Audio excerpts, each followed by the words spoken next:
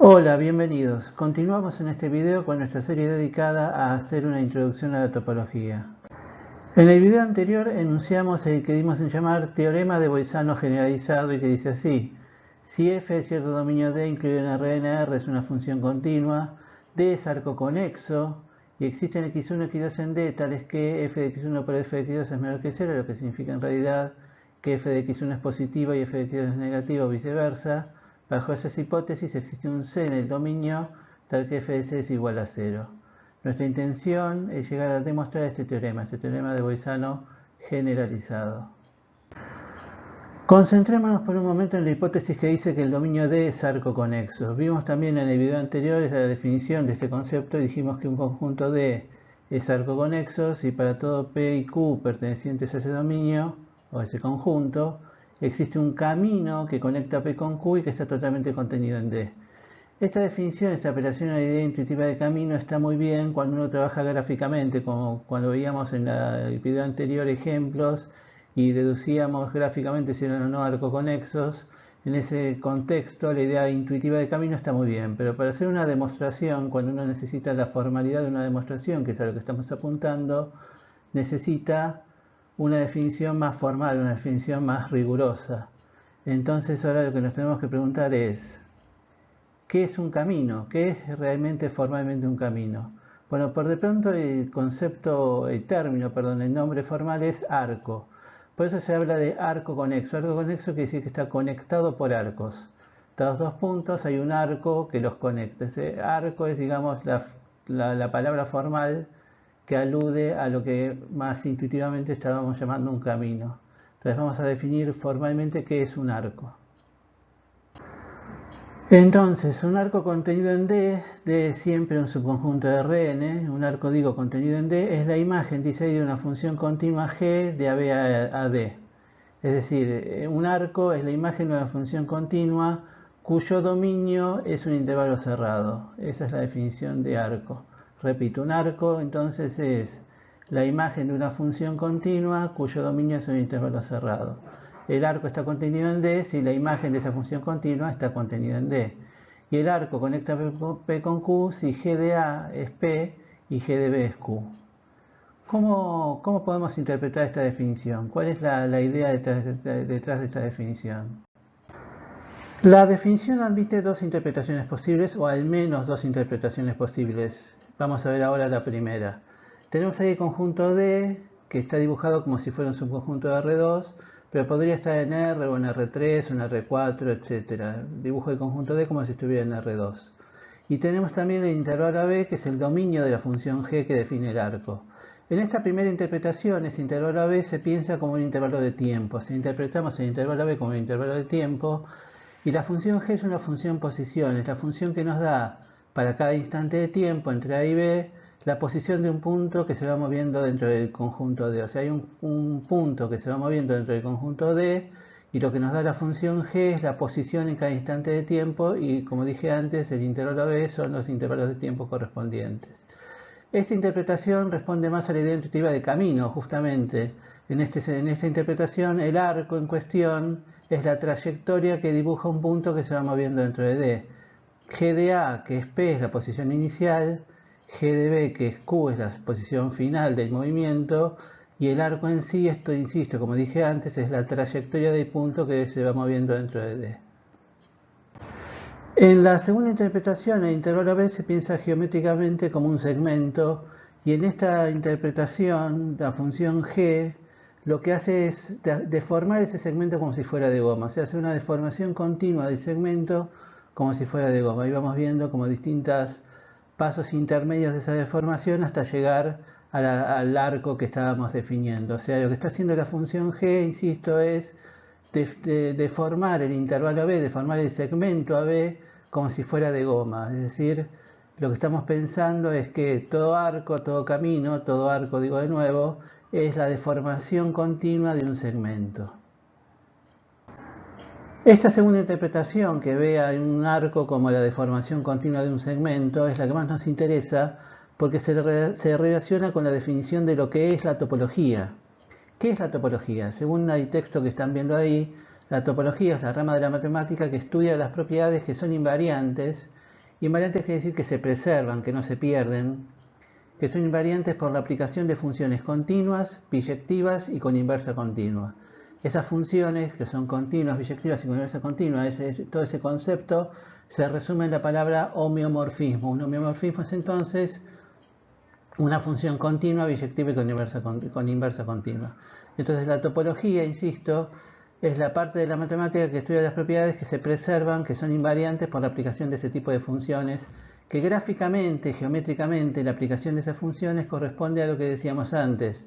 Aplicar un homeomorfismo a una figura corresponde a deformarla como si fuera de goma. La continuidad me dice que no se corta, no se rompe la figura, y a su vez la biyectividad básicamente nos dice que no hay que pegar cosas que no estuvieran pegadas desde el principio. Entonces, digamos, la topología, entonces, insisto, es la rama de la matemática que estudia las propiedades que se preservan por la aplicación de ese tipo de deformaciones. Si se preserva, si deformo la figura como si fuera de goma, sin romperla y sin pegar cosas que no estuvieran pegadas antes, o sea, por la aplicación de homeomorfismos.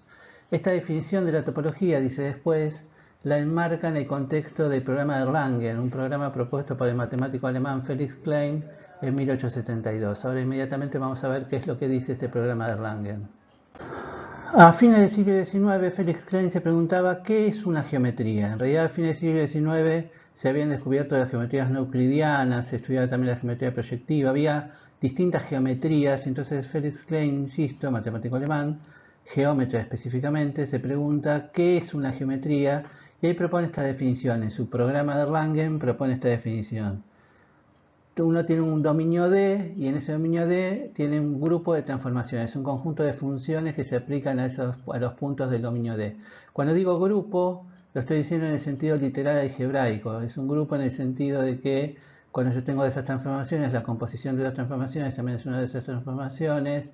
Las transformaciones son biyectivas y las inversas también están en el mismo grupo. O sea, en realidad es un grupo, insisto, en el sentido algebraico. Entonces, todo grupo de transformaciones, dice Klein, define en ese dominio donde están definidas una geometría.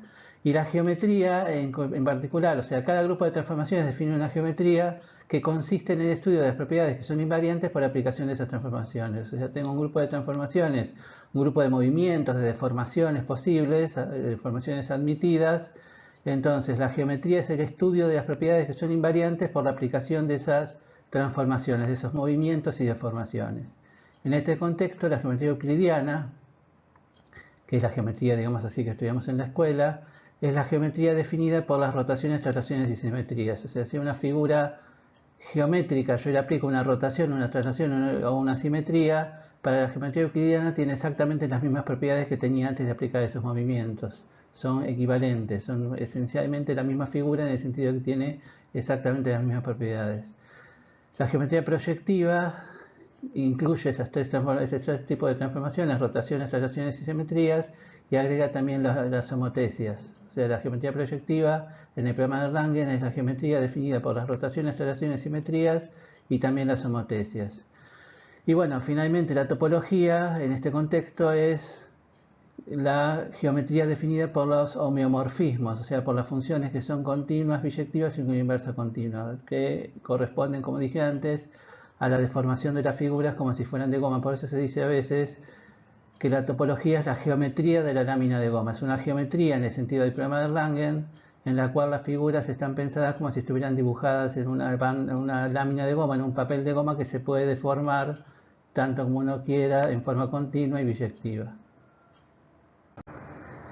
Entonces, una propiedad es topológica, es estudiada por la topología, si se preserva por la aplicación de funciones continuas biyectivas y con inversa continua, o sea, por homeomorfismos, o sea, si se preserva si uno deforma la figura como si fuera de goma.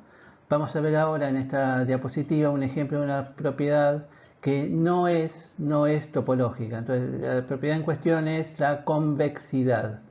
Uno dice, ahí está la definición, que un conjunto D, pensémoslo en R2, el conjunto de nuevo se puede pensar en Rn, pero pensémoslo en R2.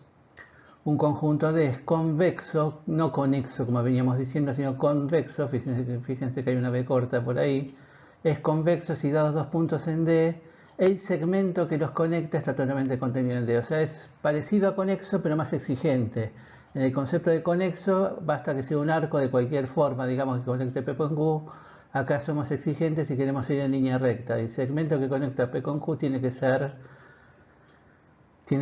contenido totalmente en D. Y bueno, ser convexo no es una propiedad topológica. Veamos un ejemplo, tomamos este cuadrado. Si uno toma un cuadrado, el cuadrado es fácil de darse cuenta, o sea, se puede demostrar formalmente, pero intuitivamente es obvio que efectivamente es convexo. Si yo tomo dos puntos dentro del cuadrado, el segmento que los une queda dentro del cuadrado.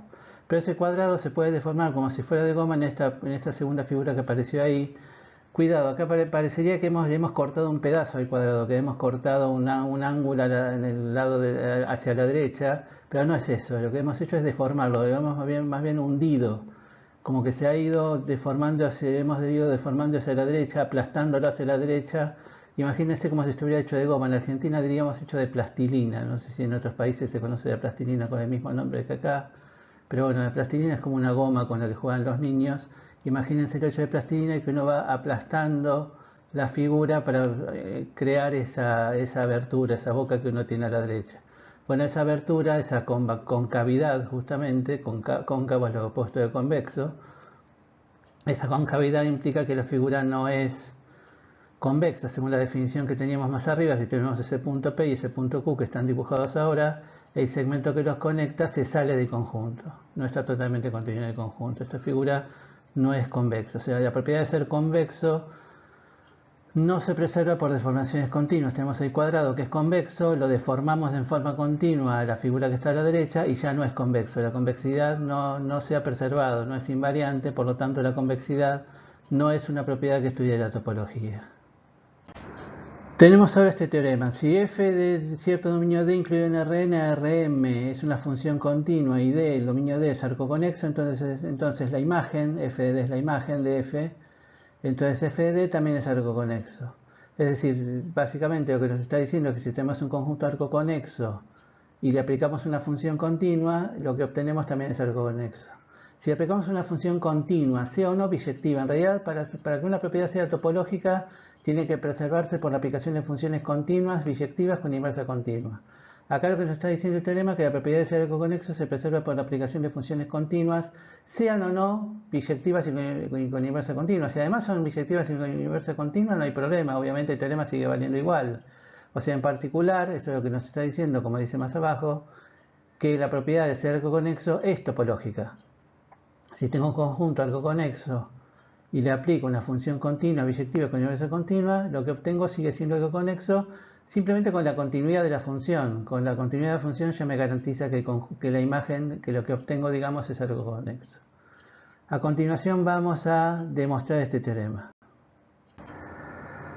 La demostración es así, tenemos el dominio D. Yo voy a dibujar tanto el dominio como la imagen como si estuvieran en R2, pero podría estar uno en R y otro en R2, uno en R2 y otro en R3, etc. Y el razonamiento es el mismo en todos los casos. Entonces tengo el conjunto D y tengo la imagen f de D. Esta imagen, que el conjunto sea f de D, que sea la imagen, significa que cada punto del conjunto de la derecha es la imagen de al menos un punto del conjunto de la izquierda. Repito, cada punto del conjunto de la derecha es la imagen de al menos un punto del conjunto de la izquierda. Nuestra hipótesis es que el conjunto de la izquierda es arco conexo, el conjunto D es arco conexo. Tenemos que demostrar que el de la derecha también es arco conexo. ¿Qué significa que f de D es arco conexo? Bueno, significa que dados un punto P y un punto Q en f de D, hay un camino, un arco contenido en f de D que los conecta. Eso es lo que tenemos que demostrar. Tenemos un punto P y un punto Q en f de D. Tenemos que demostrar que hay un arco totalmente contenido en f de D que conecta P con Q. Ahora, por lo que dije antes, como P y Q están en f de D, existe un punto X en D, tal que f de X es P, un punto X, repito, en D, tal que f de X es igual, f de X es igual a P, y un punto Y en D, tal que f de Y es igual a Q. O sea, P es la imagen de X, Q es la imagen de Y. X e Y son puntos de D, que D sí es arco conexo por hipótesis, por lo tanto existe un camino, un arco que conecta X con Y. Ese arco, por definición, es la imagen de una función continua G, cuyo dominio es un intervalo B. Tenemos un intervalo B, G una función continua, la imagen de esa función G es el arco que conecta X con Y. Ahora, a cada punto del arco que conecta X con Y le podemos aplicar la función F. O sea, tengo el intervalo AB, a cada punto del intervalo aplico la función g, y a lo que obtengo a su vez le aplico la función f. Lo que estoy aplicando es la composición de funciones. Estoy pensando en la función f compuesta con g, que va del intervalo AB a f de d. Es decir, repito, al intervalo AB le aplico primero la función g y después le aplico la función f. Lo que estoy haciendo es aplicarle la composición f compuesta con g. Ahora, f es continua por hipótesis, g es continua por definición de arco, por lo tanto f compuesta con g también es continua. Es una función con f compuesta con g, digo, es una función continua porque la composición de continuas es continua. F compuesta con g es una función continua cuyo dominio es el intervalo AB. Por lo tanto, su imagen, que está en f de d, es un arco, por definición. O sea, repito, f compuesta con g es una función continua cuyo dominio es el intervalo cerrado. Por lo tanto, su imagen es un arco. Su imagen es un arco que está en f de d. Es el arco que estábamos buscando, que está en f de d, que conecta P con Q. Es fácil demostrar que si uno hace la composición f compuesta con g en A, eso da P. Simplemente hay que mirar el dibujito. Fíjense que la función g manda a x y la f y la x a P. Con todo eso vemos que f compuesta con g en A es igual a P y f compuesta con g en B es igual a Q. O sea, la imagen de f compuesta con g es un arco contenido en f de d que conecta P con Q. Ese arco existe por lo tanto, y por lo tanto podemos concluir, como queríamos demostrar, que f de d es un conjunto arco-conexo. El teorema de Bolzano generalizado que hemos enunciado al principio de este video es en realidad una consecuencia inmediata del teorema que acabamos de demostrar. Eso lo veremos en la próxima clase. Por ahora terminamos por aquí. Espero que les haya resultado interesante. Nos veremos en próximos videos. Hasta la próxima.